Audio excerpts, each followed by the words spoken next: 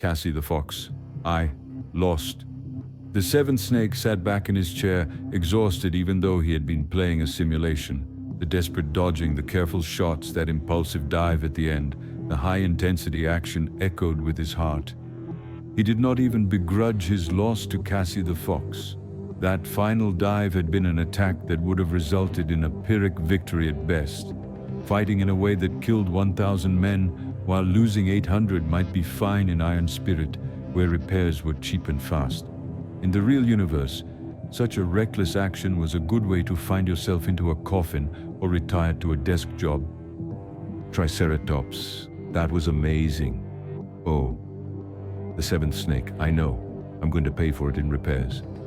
Triceratops. Man, you really should have won. That dive was so brilliant, especially the way you contorted your mech at the last moment. The seventh snake. Nah, I deserve that loss. I was too caught up in the moment to realize the Phantasia's legs couldn't possibly penetrate the shell of an Excelsior. For all his practice sessions, he still lacked the maturity and experience of an actual pilot. He was still young, so he could afford to make those kinds of mistakes. Triceratopses. So how was the Seraphim? Do you regret buying it? The seventh snake, it's definitely worth it, though I can't say the same for everyone. It has a very uneven performance. As long as you have enough energy, it's great. But if you run out, you're dead. I have a feeling I'm not going to be finished performing diving attacks. Triceratops. Yeah, it would suck if you have to face off against a heavy mech again. They could just tire you out. So how does it compare to your other flight mechs? The seventh snake. The firepower isn't the best. It's fast and agile, but it came at a cost to armor and endurance. It's the perfect long-range harasser, but there's other mechs that can do the same job a little better. Still, I like this mech. It's really beautiful, and I love the cloud generator. It makes me want to pilot this mech all day. Triceratops, do you mind if I share the replay with the others? The seventh snake. Ah, sure. Do what you want. While the seventh snake dove back into the arena, Triceratops sent the replay to his friends with a note to check out the new variant. Not everyone watched it, as a lot of them were not in the game or weren't interested. Those that did found the Seraphim to be a very impressive-looking variant of the old Fantasia. Only when they searched for the mech in the marketplace did they receive a fright. Some of them even left disparaging comments in the mech store page. 8,800 gold apiece? I don't even earn that much in a year. Whoever pays 3,300 credits for this underspec'd mech is an idiot. Fucking get your brain checked, you greedy price gouger. This mech is too sexist. There's no reason at all enlarge its front chest. Mechs don't wear bras. Some of these potentates forwarded the replay to their other friends and mentioned the Seraphim's price. This caused a further ripple in admiration over the mech's beauty and scorn over its price. In the end, the sensation died down and nobody took the plunge to purchase the mech. In the meantime, the seventh snake kept throwing himself into solo matches. He achieved a record of 12 wins and 5 losses so far, an impressive ratio, but nothing to boast about. Very few flying mechs appeared in the Bronze League, so some pilots went into battle without carrying ranged weapons. These hot-blooded youths who wanted to get right into the opponent's face could only cry as the Seraphim gracefully drew a rainbow in the air while pelting them with energy bolts. 7 times stronger than Viagra? It is sold in Richmond Pharmacy. Max Boost XL Gummies. Ads by Pub Future. Only snipers and heavy mechs posed a threat to him. Most exciting one of the day for the Seraphim. Their advantage them with energy bolts. 7 times stronger than Viagra? It is sold in Richmond Pharmacy. Max Boost XL Gummies. Ads by Pub Future. Only snipers and heavy mechs posed a threat to him. Their advantage in firepower or armor was so decisive that they had the Seraphim in the palm of their hands. The next match proved to be the most exciting one of the day for the seventh snake. His opponent surprisingly piloted another flying mech. Player profile. Nickname, Dire_Wolf. League, Bronze. Wins, losses. Draws, 524. 363. Equipped mech, Lost Constellations Model VF5 Custom, weight classification, medium. Damn, this is a scary opponent. What is up with that insane win ratio? I've never seen a ratio that high in the Bronze League. The Seventh Snake was sweating in his seat. The mech model also caused him to raise his vigilance. The Lost Constellations Company was one of the more mysterious mech manufacturers, even way back then at the start of the Age of Mechs. They adhered to a different design philosophy and were the first to introduce animal-shaped mechs in the battlefield. The famed Model VF had been designed like a vulture. It traded speed for power and endurance. Though slow to catch up to any light mechs, it pumped out powerful shells from its cannons that could even shred heavy armor as long as it fired long enough. Though its ammunition was prone to run in extended battles, the Model VF was still able to pose a threat in melee range with its powerful reinforced claw and beak attacks. The VF5 his opponent piloted was undoubtedly a customized variant. Anything could be different from its stock model.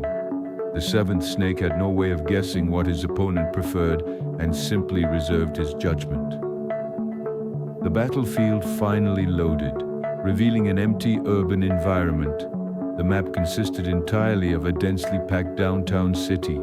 Metal skyscrapers blocked the views of both players, while also diminishing the effectiveness of their sensors.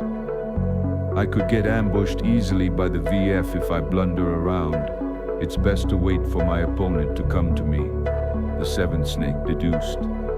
He chose to ascend straight up and chose a random mid-sized skyscraper to land upon. The roof offered plenty of space but very little cover. The Seraphim turned off its wings before extending its hair sensors. This time, the Seventh Snake maintained a passive scan. Essentially, he just extended his mech's ears and hoped to catch a sound made by the enemy. This time, he wanted to get a drop on his enemy.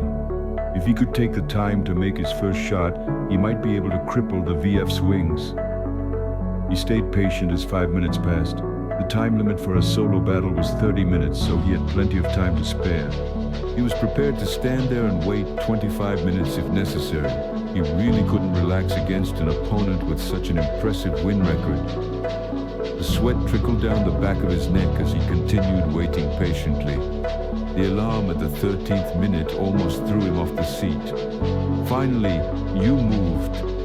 The Seraphim retracted its sensors, turned around and carefully approached the edge of the roof in the direction of the opponent. He spotted the VF5 hovering at a generous pace, reserving its speed but making sure to keep up a juking pattern in its flight. "He's trying to draw me out, and he doesn't know my Fantasia is sporting a flight system." The enemy was aware the Fantasia boasted a considerable sensor range. Instead of fruitlessly trying to search the Seraphim, he instead flew around seemingly lazily. The VF5's flight appeared slow, but it held considerable power in reserves. The VF5 hid a number of short-range boosters underneath its wings to assist with dodging and carrying out swooping attacks. The Seventh Snake chose to take his time to aim. His sensors had detected the VF5 a fair distance away. Together with all the sensor pollution the crowded urban environment offered, he had a 90% certainty the enemy hadn't spotted him yet. The Seraphim's red-eye module shone a little brighter as it locked onto the VF5's left cannon, just underneath its wing. Since he hadn't received any sniper training, the Seventh Snake fired upon the moment he felt a buzz. The energy bolt that left the DMR's barrel soared through the air in a rapid flight towards the vulture-like mech. The VF5, perhaps caught off guard by the projectile's unexpected angle, reacted too late. The wing and the barrel of its left cannon took a glancing blow. It resulted in minor damage to the VF5's flight systems, but the damage the barrel sustained made the weapon inoperable. Dire_Wolf seemed to be enraged as the VF5 opened its beak to let out a piercing scream. This sound wave disrupted Seraphim's lock on the vulture-like mech, causing him to miss his follow-up shots. The VF5 explosively activated all of its boosters, ascending quickly towards the Seraphim. The Seventh Snake abandoned his position and took to the skies himself. The Seraphim widened the distance while continuing to fire back at the enraged vulture. The VF-5 could only helplessly dodge the shots while trying to keep up. It excelled at bullying ground mechs by shredding them with its powerful cannons, but with one already disabled and the other firing out of its effective range, the vulture performed rather poorly. Only its secondary machine guns achieved consistent hits, but their caliber was so small that even the Fantasia could tank a few bullets as long as they didn't land in the same location. However, it somehow suffered only glancing blows on its chassis so far.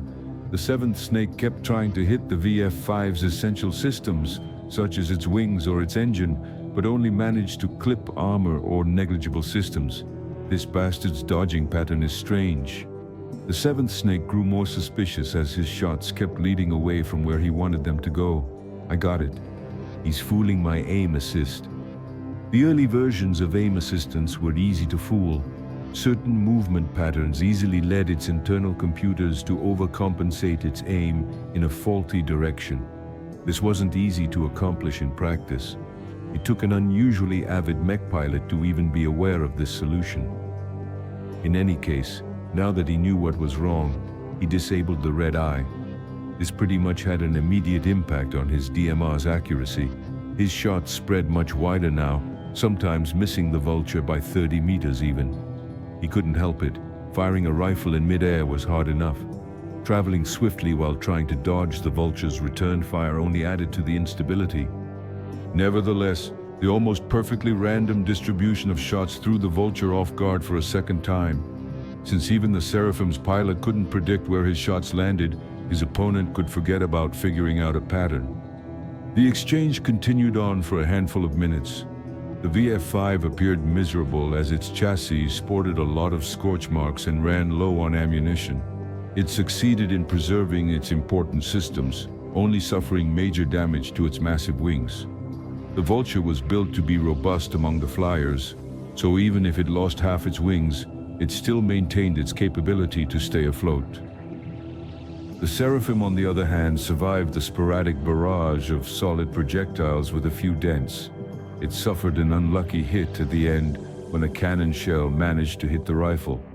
The impact and subsequent explosion irretrievably wrecked the weapon, leaving the lightly armed Seraphim without a ranged weapon. Just as well, I only have a third of my energy left.